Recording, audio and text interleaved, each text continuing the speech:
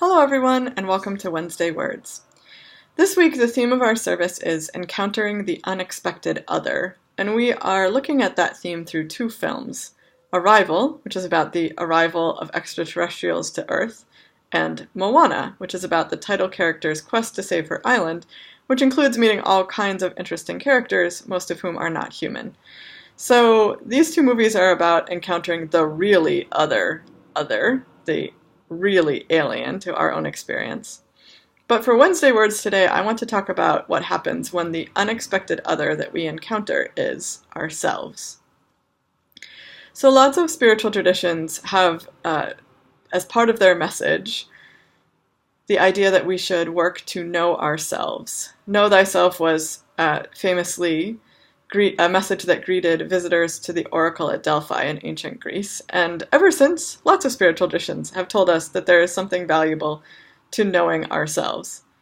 And they wouldn't have to tell us that if it was always easy to know ourselves.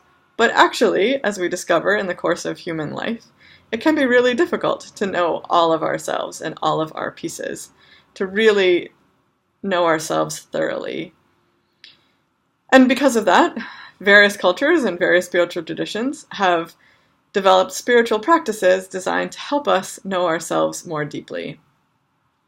There are lots of these. In fact, I think many of the various forms of Buddhist meditation have the aim of helping you to be able to observe yourself and your reactions more deeply.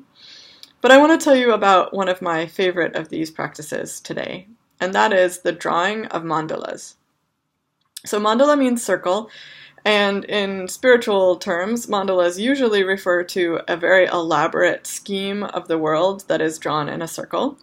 But this particular practice is much more free-form than that. So the basic idea is that you start with a sheet of paper on which you have drawn just the outline of a circle.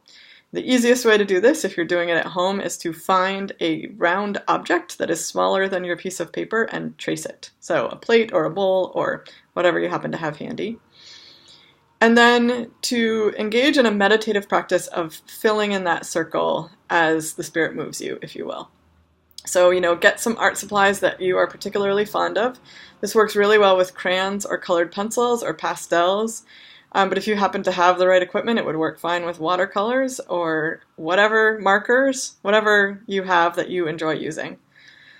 And then to just sort of get yourself into a meditative place and allow your inner life to flow onto the paper without any judgment or critique. The goal here is not to create a beautiful work of art. The goal is to explore how you are feeling through the medium that you've chosen. So if you ever find yourself getting judgy or trying too hard to control the outcome, just put the markers or crayons or whatever down for a minute and bring yourself back to a place where you can just let it flow. And eventually you will come to a place where it feels complete. And at that point you can put away your art supplies and then spend some time looking at the mandala. So the person who taught me this practice, her name is Joy Honan, and I met her in graduate school.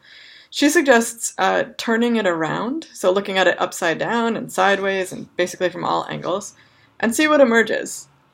How do you feel about it? Do any symbols suggest themselves to you? What do you see in this, what is usually an abstract work of art, although sometimes you'll find yourself drawing things?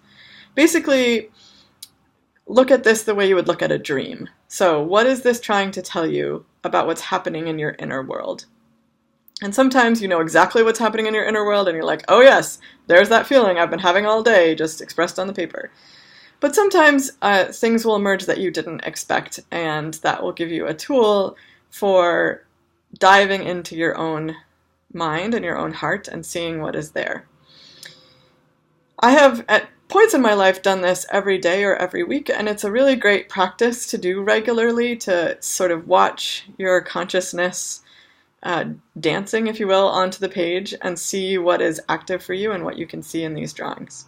Also, I think it's really fun, so I give this practice to you and hope that it will be useful. I invite you to join us on Friday night at 6:30 when we will be showing these two films, Arrival and Moana, for free. And then on Sunday morning at 10:30 we will be having our service about encountering the unexpected other. So hope to see you there, and thanks for watching and have a great afternoon. Bye.